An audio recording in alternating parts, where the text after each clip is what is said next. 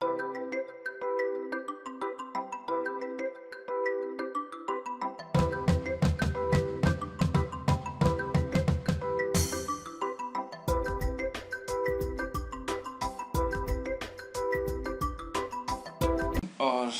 rather good night. But I'll tell you good night at the last of this video.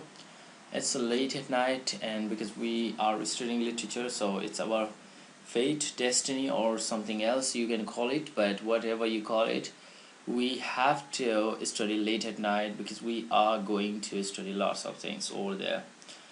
And in this video I am going to talk about Anglo-Saxons,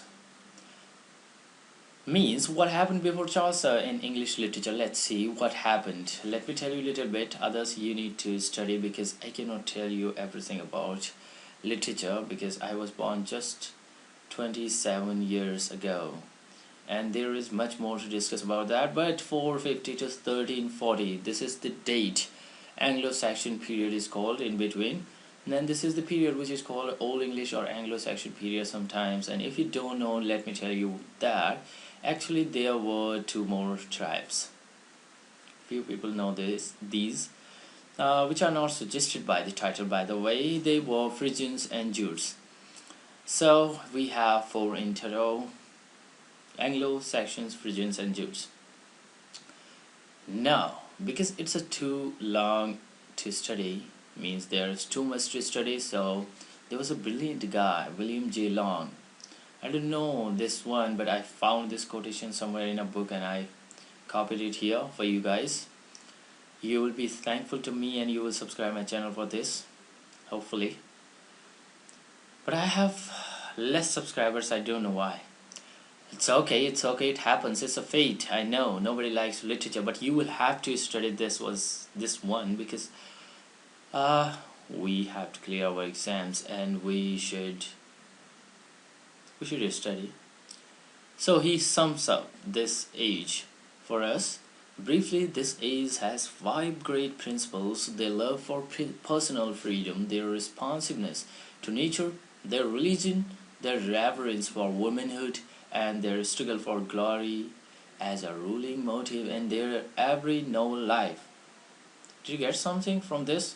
You can go through once or twice or thrice, or the more time you wish to go through this to understand this one. What was special we should study about this age? And everything was in songs and stories, but still we have to study this is okay. Means everything was in songs and stories. It means that people didn't write much, but they sang well. They told stories, but we had got Beowulf. Nobody knows who wrote this. We can talk a little about this work. So Beowulf was a heroic guy. Someone that time wrote about it. I am telling someone because nobody knows. Alright, so don't consider me weak in literature, but there are so many people who don't know this one. I know you don't know this one. Okay, nobody knows. Nobody knows who wrote it, but we know that Angles used to sing songs about him. They used to sing songs about Beowulf. Oh Beowulf, you are our hero. That was not a song. I'm too poor in singing or making songs. In English, not in Hindi. I can sing well in Hindi, alright. Now later in 8th century, someone rewrite this, and again he was nobody. Means nobody knows about Beowulf, who wrote, why he wrote, and few more names you are going to get in this work as the protagonist fights with Monster Grendel for the Danish king Hrothgar, if I am pronouncing this well, because my professor never told me. And finally in this story he dies. Sad story.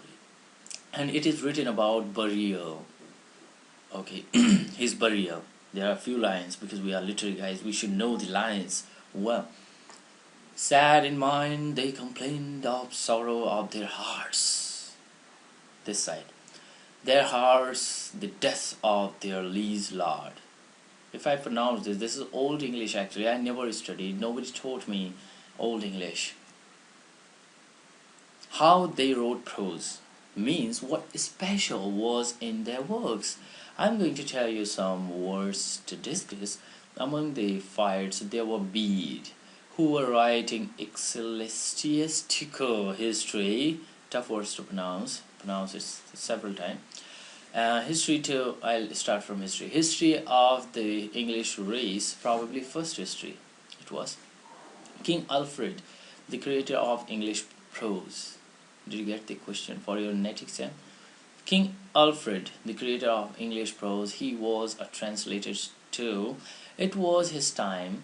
Anglo Saxon chronicles were being published. King Alfred was the first person to write prose, and chronicles were there. And after that, there were too many chronicles. We need to remember their names, who published them, why they published, and when they published. And there is a long list to learn. Now, in short, all writers were translating from Latin that time. This is also a question, good question, that which language they translated. So it was Latin, but not all.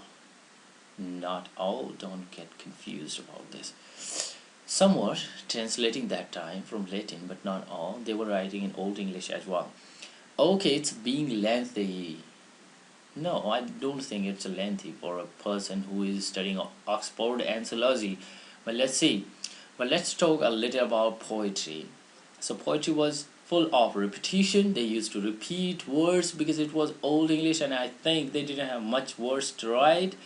And actually Shakespeare created later the words, and they didn't know about those words. Oh, just joking. Metaphorical. Do you know metaphor? Do you know?